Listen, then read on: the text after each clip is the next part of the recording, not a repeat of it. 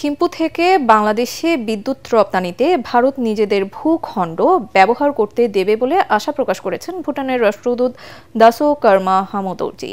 রাজধানীর ইস্কাটনে গবেষণা সংস্থা বিস আয়োজিত কান্ট্রি ডায়ালগে তিনি বলেন, ভুটান এবং ভারতের বিদ্যুৎ খাতের বাংলাদেশে ব্যাপক সম্ভাবনা রয়েছে। বিশেষ করে বেসরকারি খাতের বিনিয়োগ তিন দেশই ব্যাপক লাভবান করতে পারে। তাই এই খাত নিয়ে দ্রুত একসাথে সবার এগিয়ে যাওয়া দরকার বলেও মন্তব্য করেন তিনি। এবছরের শেষের দিকে ঢাকায় বাংলাদেশ ভুটান পররাষ্ট্র সচিব পর্যায়ের বৈঠকে দুদেশের স্বার্থ সংশ্লিষ্ট নানা বিষয়ে আশানুরূপ সিদ্ধান্ত আসবে বলেও জানান হামোদৌজি।